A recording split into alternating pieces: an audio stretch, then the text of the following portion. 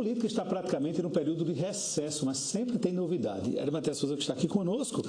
Amanhã, Ari, é dia de posse no secretariado do prefeito Romero Rodrigues. Boa noite. Boa noite, Teixeira. Mônica, boa noite, telespectador. Isso mesmo, duas posses, na verdade.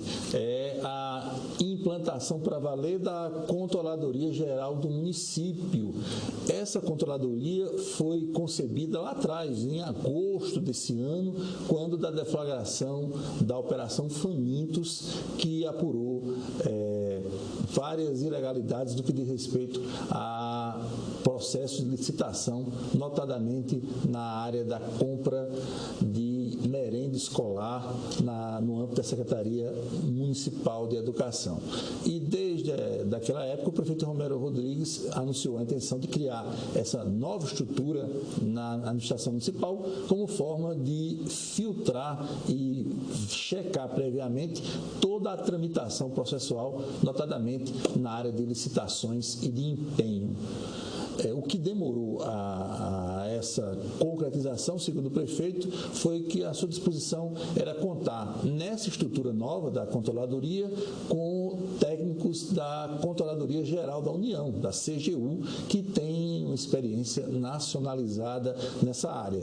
E os dois técnicos que vão assumir os cargos amanhã são justamente da CGU. Ricardo Wagner Barros de Oliveira, que vai ser o titular da Controladoria Municipal, e Laerte Dantas Nóbrega, que vai ser o adjunto dessa nova estrutura municipal, que começa a trabalhar para valer no exercício de 2020, ou seja, no próximo orçamento municipal.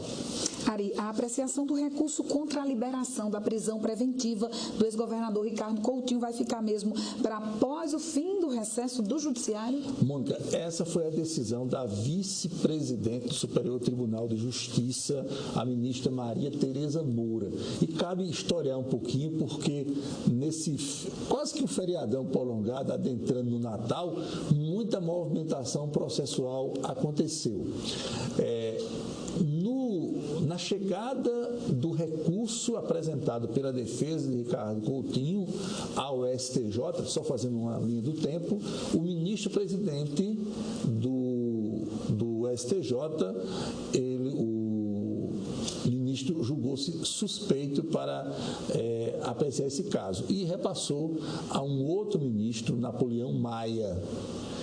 Esse ministro concedeu, ele estava no plantão judiciário do último final de semana e concedeu a liberdade provisória tanto a Ricardo Coutinho quanto a outros envolvidos nessa Operação Calvário em sua fase 7. A Procuradoria-Geral da República, através também do seu plantão, ingressou com um recurso, aliás, um denso recurso de 53 páginas, contestando a soltura provisória do ex-governador da Paraíba, dos demais envolvidos, alegando que, entre outros motivos, havia o perigo de o ex-governador, em estando solto, atuar no que diz respeito a inibir a coleta de provas, a talvez também constranger possíveis testemunhas. Esse recurso de 53 laudas já foi apreciado pela vice-presidente do STJ, a ministra Maria Tereza Moura, já no começo dessa semana. E ela decidiu que era um caso que mereceria uma melhor abordagem, talvez até por uma das turmas do STJ, e resolveu remeter todo esse processo, recursos, contestações, pareceres do Ministério Público Federal, tudo isso para a relatora do caso, que é a ministra Laurita Vaz. Na verdade, todos os procedimentos, a partir de fevereiro, dessa Operação Calvário que chegaram ao STJ, vão ser despachados pela ministra Laurita Vaz. Como isso aconteceu na véspera, a operação aconteceu na véspera, a prisão, na verdade, do governador, aconteceu do ex-governador na véspera do recesso judiciário, ficou essas soluções provisórias que acabaram, em sentido concreto, beneficiando Ricardo Coutinho e mais 4 envolvidos. Mas aí, quando fevereiro chegar, como tem a famosa música, a relatora vai colocar um ponto final, pelo menos nos que diz respeito à necessidade ou não de manter a prisão preventiva do ex-governador Ricardo Coutinho. Até lá é aguardar aí a evolução do recesso do Judiciário. Agora, no despacho da Maria Tereza Moura, que é a vice-presidenta do STJ, nas entrelinhas dá para sentir que ela não concordou com o fato de o ministro Napoleão Maia ter aproveitado um plantão seu no STJ num final de semana para liberar esses acusados da prisão preventiva que havia sido decretada aqui na Paraíba pelo desembargador Ricardo Vital de Almeida. E você está falando tanto em fevereiro porque recesso judiciário até lá é aquela folga total, né? É só um plantão aqui, outro ali, mas o funcionamento para valer é só em fevereiro, né? E só para citar, o presidente do STJ, o Noronha, o desembargador, o juiz Noronha, ministro Noronha, ele se julgou suspeito logo de cara em relação a esse pedido da defesa do ex-governador, porque 2 dos seus filhos atuam no STJ na defesa de Coriolano Coutinho, que é irmão do governador Ricardo Coutinho. Era o mínimo que ele tinha que fazer mesmo, né? Se julgar incapaz. E eu vou até mais além. Eu acho que não tem sentido filhos de ministros atuarem num tribunal onde o pai deles exerce a magistratura.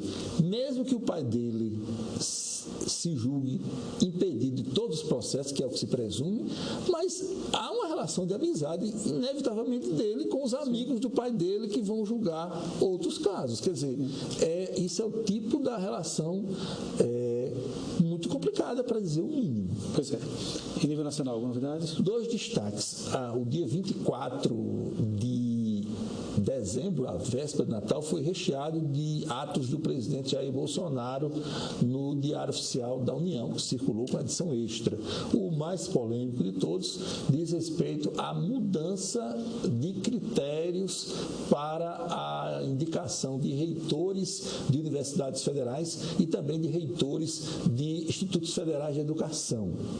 Na verdade, na prática, Bolsonaro já havia passado por cima das normas ao nomear em algumas oportunidades ao longo deste ano quem não foi o primeiro da lista. Ele chegou em alguns casos a nomear o terceiro de lista tríplice para a Universidade Federal, o segundo, mas ele mandou essa medida provisória, que será evidentemente avaliada pelo Congresso Nacional no próximo ano, mudando esses critérios e efetivamente tornando legais a escolha livre do presidente da República dentro da lista tríplice. E ele foi mais além um pouco, definindo, também consolidando nessa medida provisória os percentuais da comunidade acadêmica para a formação da lista tríplice.